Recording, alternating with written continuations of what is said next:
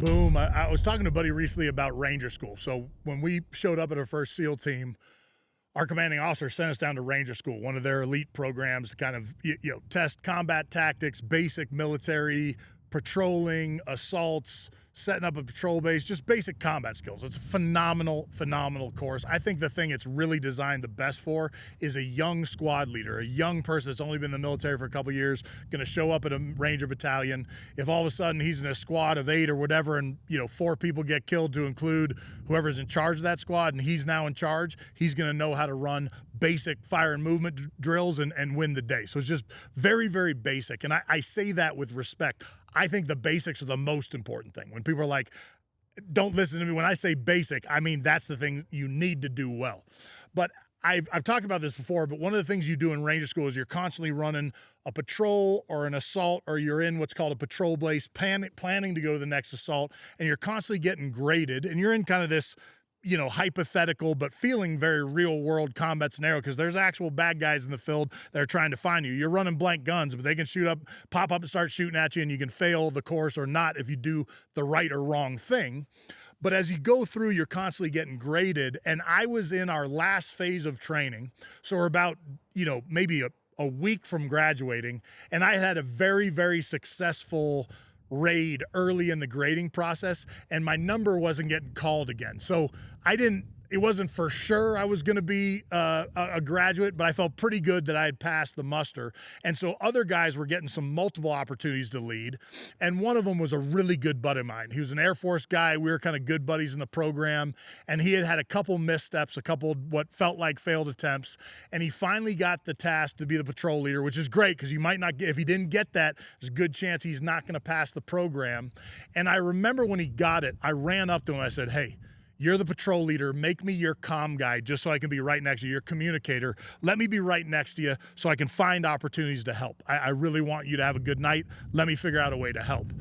What was interesting about it is before we ran this raid that night, the target that they had set up for us was actually designed to be a trap. It was a target that if you came into it in the wrong way, you would very quickly get hit by a bunch of rockets or simulated rockets or machine guns up on this ridgeline.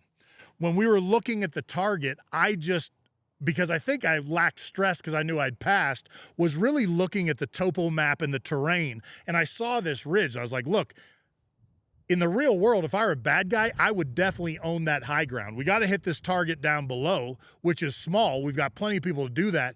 But if there's people up on that ridge, they're going to hammer us from where we got to get into this target. So I tell my Air Force buddy, I was like, "Hey, let me go to work on this, and I think I've got a solution." So I start setting up what are called pre-designated fires. So I can look on the map, I can mark geolocations, right? Grid locations on a map on this hillside that I can either call gunfire from artillery or aircraft to say, "Hey, hit target Alpha, Bravo, Charlie," or you can give different names. But when I call that in and we have fire support, those rounds are going to go into that target. So I set all those up. I find the grid locations, I build that, I put it into our comm plan, and I tell my Air Force buddy, "Hey, if it gets bad when we go in, I'm just going to hit this hillside." He said, "Sounds good." He was tracking a lot of other things.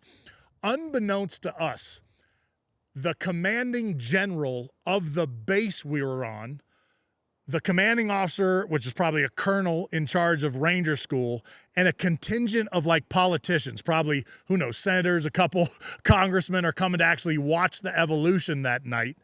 And they brought them to our target because they knew it was going to be complete chaos, because we were going to get trapped, and then this gunfire was going to come in up above us, and then we'd be in this crazy, dynamic, chaotic event. It'd be a great thing to witness.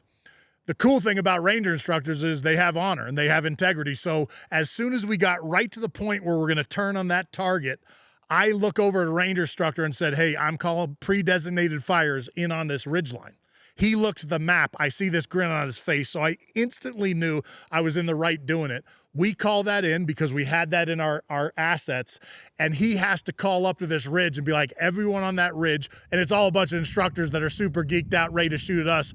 "Everyone on that ridge is blown cold. If this was real, that ridge is destroyed. You cannot return fire." Next thing you know, we run through this target clean. We get the bad guy. We get the sensitive material. We get off target. My buddy passes and graduates with me. My only thought is that general or some of those senior people are probably sitting there being like, "Damn, he kind of tricked us, or we thought we had him and he got it. It wasn't a great shine on me. It was an opportunity to help someone else. My point of this story is, one, it was a fun night and one that I'll never forget. But two, when you're in a supporting role, your job is to find work and find opportunities to help that leader shine. I've never seen a situation where, even if it's a leader, now this is a guy I cared about, so it was easy for me to go above and beyond to help him. But even leaders that you might not have the same level of respect, and occasionally you'll have a toxic leader, don't undermine them. It doesn't do the operation any good. It doesn't do the team any good, and it doesn't show well for you. You do the best work you can do, the organization will take care of itself. Hey, if you're finding me for the first time, subscribe, follow. We're pumping this out on a lot of different platforms, but we'd love to have you full time. Welcome to the Ever Onward Tribe.